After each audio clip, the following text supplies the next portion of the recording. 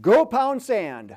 That's what our response should be to any unconstitutional power grab on any governmental level, from local to international. Now, you may have seen some coverage of the latest power grab from the World Health Organization, but the remedy to stop this isn't to petition the WHO. We'll look into this organization and its upcoming effort to take control of your health decisions. Be sure to use our free online tool to contact your legislators to tell them to block any efforts from the WHO. Links are in the description. And please be sure to like, subscribe, and share this information. Back to the basics. Not only is that the title of one of our longest running pamphlets, it's also good advice. In this example, we go back to the operating basics of the American Republic. 15 years before the War for Independence, a movement was created to build momentum for independence. In 1776, we the people declared independence and won that war. Their first attempt at crafting a governing document between the states fell apart, and at the Constitutional Convention of 1787, scrapped the Articles of Confederation and wrote an entirely new document, the Constitution, which better codified the philosophy of the Declaration of Independence. Each state ratified the document, which established limitations on a federal government. This federal government was delegated limited powers from the states, or we the people. 4 years later, the Bill of Rights was added to ensure additional protections to individual rights. The Bill of Rights also helps to clarify that any powers not delegated to the federal government are reserved for the states, or we the people. We the people have delegated limited powers to the states, and the states then to the federal government. We the people hold the bulk of powers. At least that's how it's set up and how it's supposed to work. Any activity on the government's part to work outside of its limitations is supposed to be met with action from those whose power has been usurped or seized. For instance, if Congress works outside of its limitations, as seen mainly in Article 1, Section 8, the states should act to nullify it. Local government should do the same if the states usurp power from we the people. One of the fail-safes on this is supposed to be frequent elections, as well as nullification from the county sheriff. Where does the World Health Organization play into this? The WHO has proposed to usurp powers from entire nations by seeking to gain the power to declare health emergencies and to have its dictates enforced. Realize what this would mean if another pandemic occurred. Perhaps they seek the same control that China has over its population with regard to lockdowns. And if you think we're just blowing smoke, let us help you see how serious this really is. Head over to the Centers for Disease Control's website and look for International Health Regulations and read that first line. The International Health Regulations, IHR 2005, are a legally binding agreement of 196 countries to build the capability to detect and report potential public health emergencies worldwide. Notice the phrase legally binding agreement. Anyone interested in jealously guarding themselves from usurpations of power should be asking the questions of why, how, and who. These regulations come from the WHO, but they were never passed into legislation by Congress, and they were not ratified as a treaty by the Senate. And of course, they were not passed individually by the 50 state legislatures. According to Professor Sam Halaby of Georgetown University, who wrote an October 2021 white paper called Executive Authority under the U.S. Constitution to Enter a Pandemic Treaty or Other International Agreement, the content and process of pandemic treaty negotiations will be shaped by current international agreements, including the International Health Regulations 2005, which the U.S. joined as a sole executive agreement through its ascension to WHO authority. Wait, what? An executive agreement through its accession or consent to WHO authority. There are several things wrong with this. Number one, an executive agreement isn't legislation. Check the first line of the Constitution after the preamble to see that Congress holds that power. We talked about this last video. Number two, this isn't even an area that the federal government gets to legislate. Check the enumerated powers listed in Article 1, Section 8. But, you might say, we have federal agencies and laws that are passed and a judiciary that has upheld these. And our response will be, yeah, and guess what? Those are unconstitutional, according to the 9th and 10th Amendments and Article 6 of the Constitution. Plus, the practice of the federal government working outside of its limitations is repugnant to the concept of federalism and the very scope of limited government and its function of protecting our God-given rights. And number 3, the membership of the United States into the W.H.O. came about via congressional resolution, which is not a constitutional means of legislating any of the W.H.O.'s directives or missives, meaning we are under no obligation to the World Health Organization. According to the Congressional Research Service, the United States was one of the original signatories to the W.H.O. Constitution concluded on July 22, 1946. In 1948, Congress enacted a joint resolution authorizing the President to complete acceptance of WHO membership. President Truman signed the joint resolution into law on June 14, 1948, and in accordance with the joint resolution, signed the U.S. Instrument of Acceptance of WHO membership on the same day. In reviewing this 3-page resolution, it merely provides guidelines for the President to utilize federal staff, and it implements budgetary limitations. Plus, the last line is the clincher. It reads, Section 5, in adopting this joint resolution, the Congress does so with the understanding that nothing in the Constitution of the World Health Organization in any manner commits the United States to enact any specific legislative program regarding matters referred to in said Constitution. Ladies and gentlemen, how in the world are we supposed to believe that we consent to WHO authority given that it is spelled out in black and white that the U.S. isn't committed to enacting any specific legislative program of the WHO?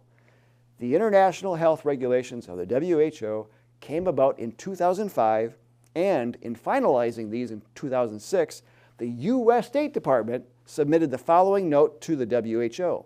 It reads, the government of the United States of America reserves the right to assume obligations under these regulations in a manner consistent with its fundamental principles of federalism.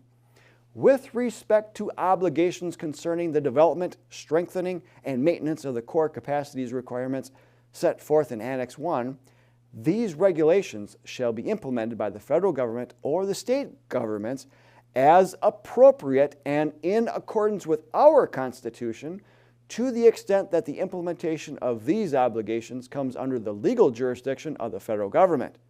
To the extent that such obligations come under the legal jurisdiction of the state governments, the federal government shall bring such obligations with a favorable recommendation to the notice of the appropriate state authorities.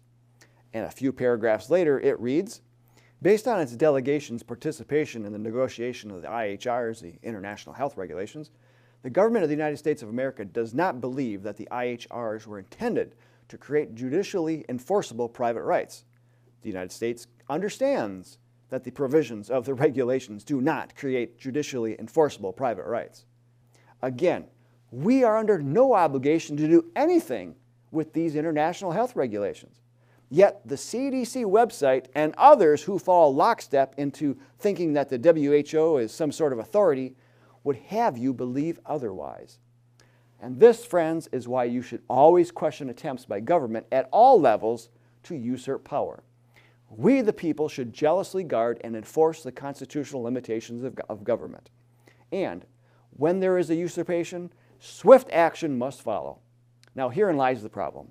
Usurpations of power are rarely challenged, but the founders expected citizens to hold their elected officials accountable. James Madison, the father of the Constitution, and Alexander Hamilton wrote about these individual and state legislature responsibilities in Federalist Number 16, 33, 44, and 46. When the WHO thinks they can usurp power from we the people, we have tools available to stop or nullify them. And if you're in the camp that thinks nullification doesn't work, well, let's just rewind back to 2020 and 2021 when lockdown tyranny was pressed upon the American people. Many elected officials and business owners decided to not enforce it. That, folks, is nullification. This country has a rich history of using nullification to protect citizens from the harms of big government. And this is why we've asked membership and supporters to contact their state legislators and Congress to take action in protecting us from the efforts of the WHO. Links to those are in the video description. We also need to understand that a movement exists to tear down our unique system of government and to seize those powers for a world government. The WHO is just part of a larger network set up to do just that. So let's give you some historical perspective on the WHO and the aims of those who helped build it. A few years before Mr. Robert Welch founded the John Birch Society, he published a somewhat regular monthly journal called One Man's Opinion, which he renamed American Opinion. His May 1958 issue carried a lengthy article from Dr. J.B. Matthews simply titled The World Health Organization. Mr. Welch wrote of Dr. Matthews in September of 1958. He was the first individual who had an intimate knowledge of the workings of the communist conspiracy to give testimony before either a congressional committee or a court of law. He has poured out thousands of pages of testimony since then and has supplied information unceasingly to members of congressional committees and their investigating staffs without one date, name, or fact he has given ever being successfully challenged. Over the past 2 decades, Dr. Matthews has made himself probably the most effective enemy the communists have had in America. In the article, Dr. Matthews characterized the World Health Organization's constitution as the Magna Carta for global meddling. As he pointed out, the WHO Constitution opens with a statement that 9 principles are basic to the happiness, harmonious relations, and security of all peoples.